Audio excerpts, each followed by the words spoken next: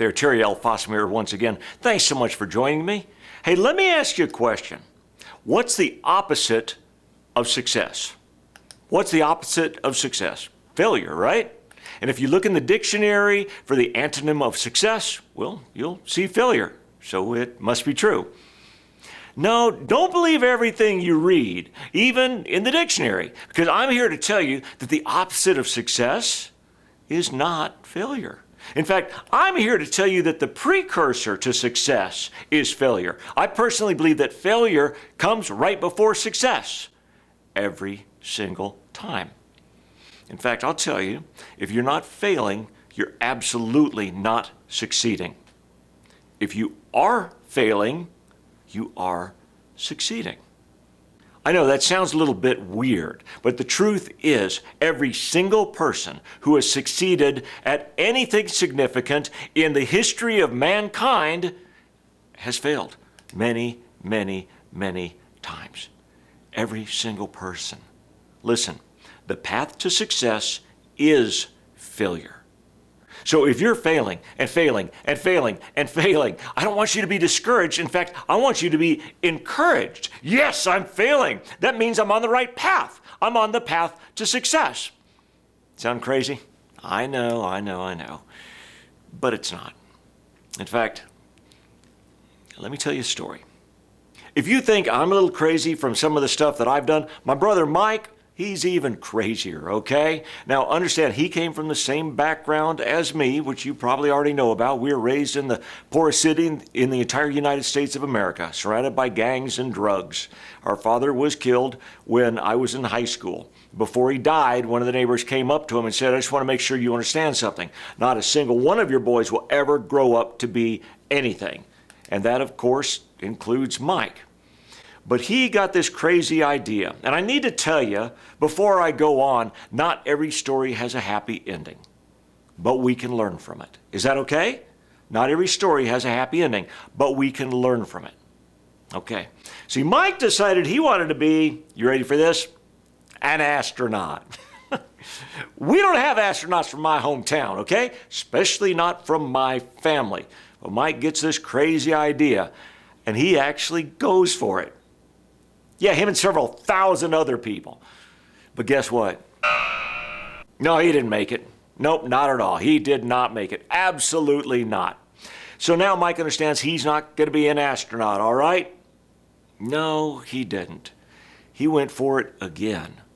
And this time, he didn't make it. Nope, he failed. Now understand, going for it is a 2-year process. 2 years of getting yet another advanced degree, of going through, if you get to this point, the physical testing, the psychological testing, the mental testing, all of that stuff. Getting your hopes up, you're really jacked, you just hope this is going to be it, to get slammed down again. So it's a 2-year process, and he's done it twice. That's how many years? 4 years. So now Mike understands he's not going to be an astronaut, right? He gets it. No, he doesn't. He's kind of stubborn. Now, not every story has a happy ending, but we can learn from it because he tried for it again. Guess what happened? No, he didn't make it. So he tried for it again and didn't make it. So he tried for it again and he didn't make it. He tried for it again.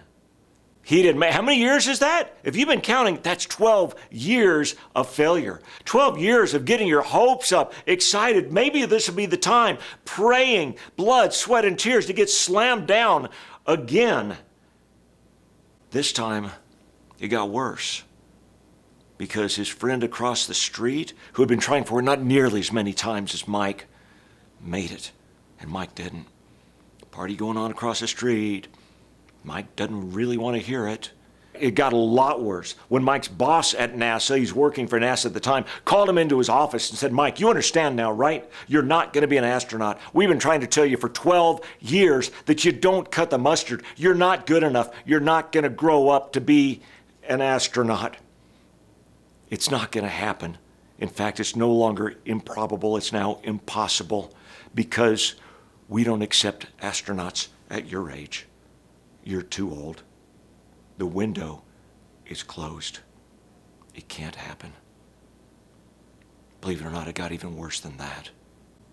when he continued on to say, we've been trying to tell you for 12 years not to keep doing this. It wasn't going to happen. We've been trying to tell you, you need to work your career for your career, not for this pipe dream that was never going to happen to begin with. We've been trying to tell you, Mike, you better do an about face immediately, or you're going to lose your job here at NASA. You won't work here anymore. Mike was devastated. He was completely devastated. That was it. He really was never going to grow up to be anything.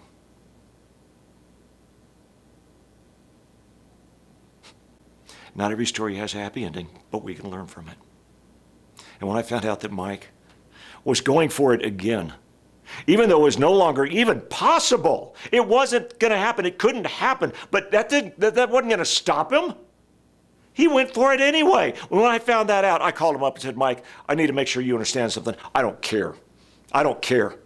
I don't care. I couldn't care less if you made astronaut, because there's no way in the world I could be more proud of you than I am right now. And when he got the phone call, he knew right away what the answer was. Just by the tone of the voice on the other end of the line, when the guy said, Mike, I'm sorry. I'm sorry. I'm sorry.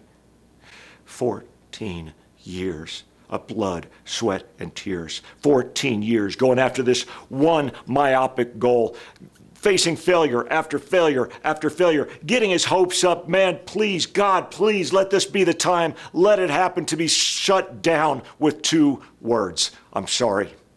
I'm sorry. When he was in grade school, in our hometown of McAllen, Texas, on the border of Mexico and Texas, he got a book on space. In grade school, he wrote in there, someday I will touch the stars, a lifelong dream from a kid that shouldn't be able to dream, to be slammed down in 2 words. I'm sorry. I'm sorry. That was it. What the guy on the phone told him next literally dropped Mike to his knees. When the guy said, Mike, I'm sorry, we tried to tell you. We tried to tell you. You need to come clean out your desk. You don't work here anymore. Because you've been selected to be a United States astronaut. You know what? Mike didn't only go up into space once. He went up 3 times. The 3rd time he went up was on a Russian Soyuz spacecraft to go up there for 6 months and be the commander of the International Space Station. Mike is number 12 in U.S. history for number of hours walking in space. While he was up there, he recorded a video from the International Space Station. Would you like to see it? Hope so, because you're about to see it. Here we go.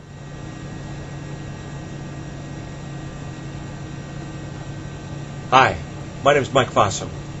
I'm a NASA astronaut, currently serving as the commander of Expedition 29. Welcome to the International Space Station. I see you've already met my brother Terry.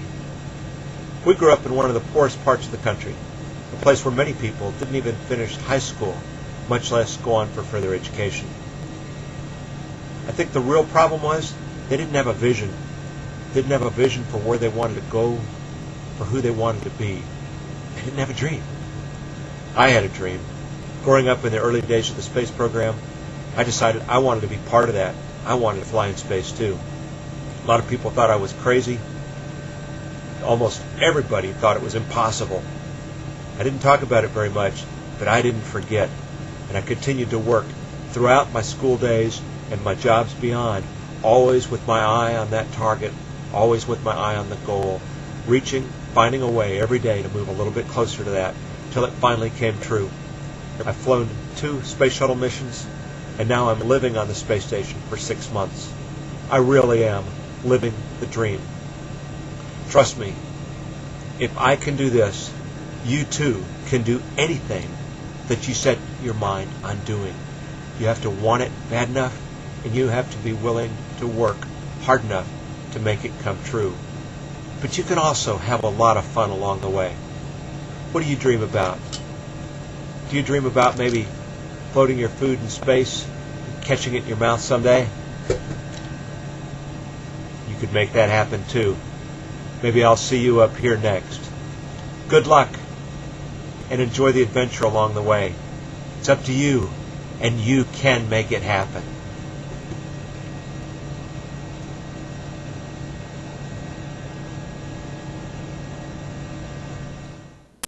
You remember that guy that said we'd never grow up to be anything? You remember him?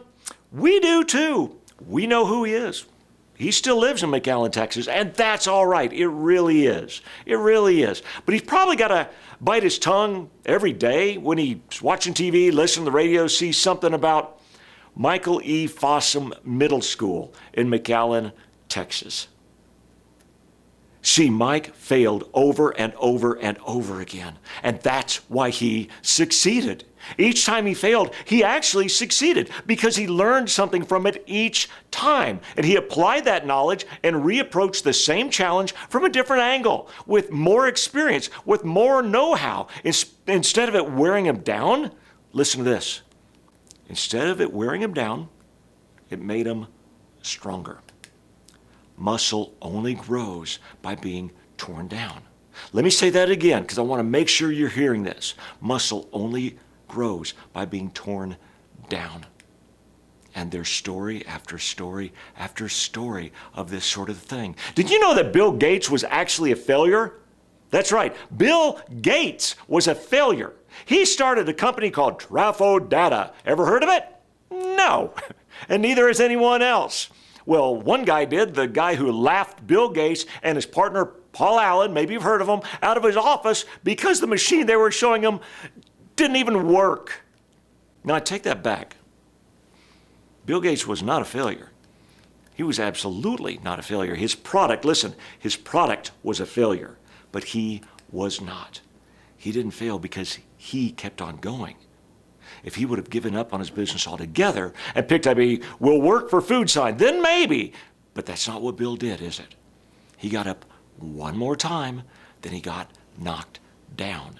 That's what you need to do. That's what we all need to do. He kept on failing until he succeeded. Abraham Lincoln may have been one of the biggest failures in U.S. political history. You know the story. We've talked about it before. He lost his job. He had a nervous breakdown. He went to war a captain, returned a lowly private. He failed 9 times in politics alone. But guess what? He tried 10 times.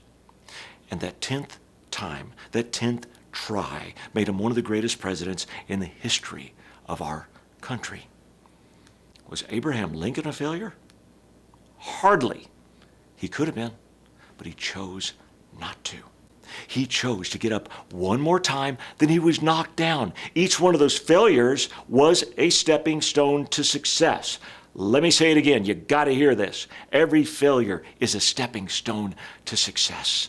Henry Ford lost everything on 5 different business ventures. The founder of FedEx, Fred Smith, outlined his entire business plan on a college paper for which he received a C and was told the concept is interesting and well-informed, but in order to earn better than a C, your ideas also have to be feasible. One of the greatest basketball players of all time, Michael Jordan, admits, I've missed more than 9,000 shots in my career. I've lost 300 games. 26 times I've been entrusted to take the game-winning shot and missed. I failed over and over and over again in my life. And that is why I succeed. Look, if you're not failing, you're not trying. But if you are lucky enough to be failing and failing and failing and failing, then congratulations.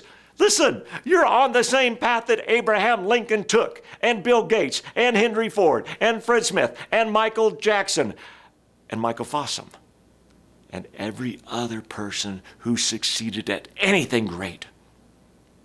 So listen, what I'd like you to do, go out there and fail, and fail, and fail, and fail, and fail, until you succeed. I hope this has been helpful for you. If it has, please like and comment, follow me, and share this.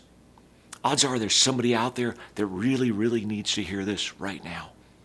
And as always, join me at terrylfossum.com. I'd love to see you there. That's it for now. Go out there, live with adventure.